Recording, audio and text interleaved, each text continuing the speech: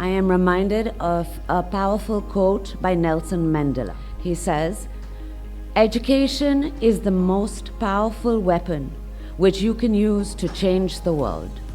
This wisdom resonates profoundly with the essence of our summit.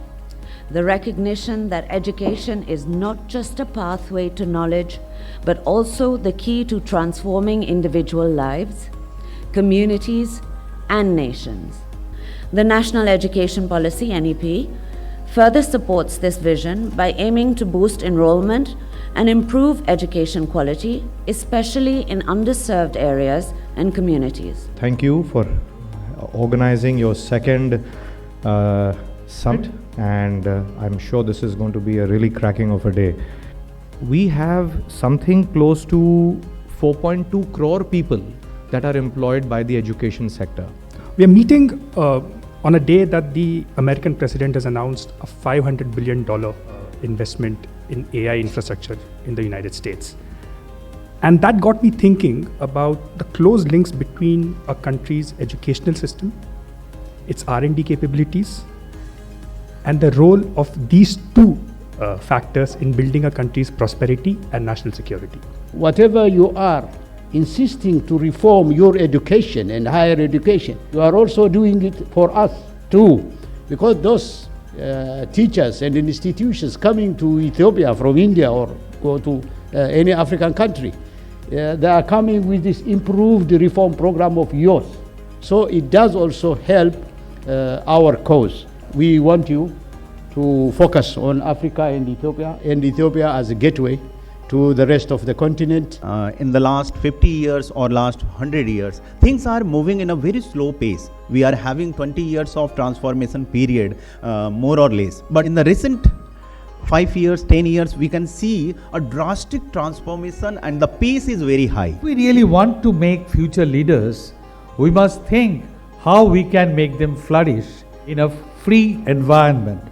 We must have very strong measures to ensure integrity. They do not have problem of content. They have a problem that which content to be taken, how this has to be implemented, and where the role of educators comes here.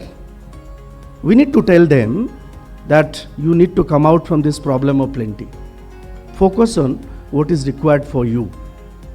This ChatGPT, OpenAI, MLDL is not going to help you to shape your career. There is no advocacy. From where do I get the content? Where it is available? Which courses? So if you ask a school or even in a college, people will not know which courses to take up, where to go for it. So somewhere that advocacy also needs to be built in when we are doing this education as to what are the portals which can be referred, which are the authentic, from where you can get the courses which are right courses, where you can creditized courses. So these are the things which we'll have to build into our systems. In terms of edtech, in terms of portals, in terms of content, there should be some content qualification mechanism, rating mechanism, whether it's a authentic content or it's just fly-by-night operators who have put something on for predatory purposes. Been transformed into digital schools. Many of the government schools been transformed into, you can say, model schools, and the teachers have been given the training also for digital education.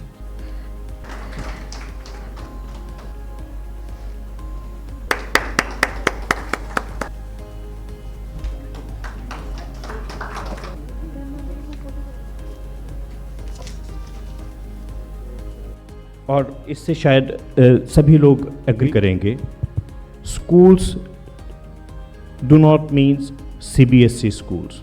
हमारे भारत के अंदर राज्य स्तरीय boards भी हैं, private boards भी हैं, कि टीचर्स की तरफ ध्यान करना बड़ा ज़रूरी है.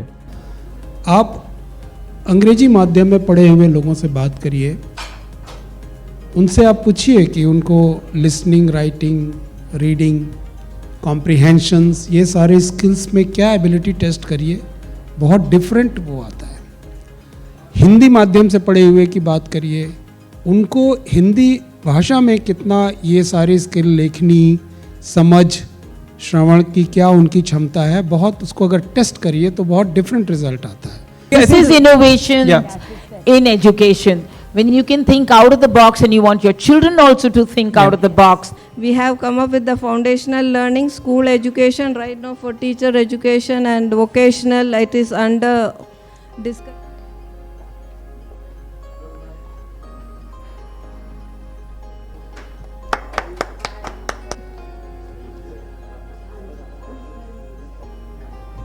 The government values highly the importance of educational sector, especially vocational education, in the development of economy and creating new jobs opportunities. So it is public spending on this sector.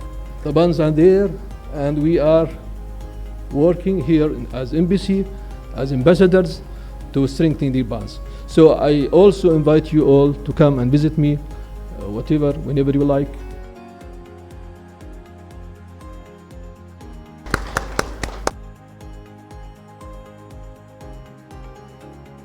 As we conclude the second North India Education Summit 2025, it is vital to reflect on the meaningful discussions, the transformative initiatives, and the actionable strategies that have emerged during this event.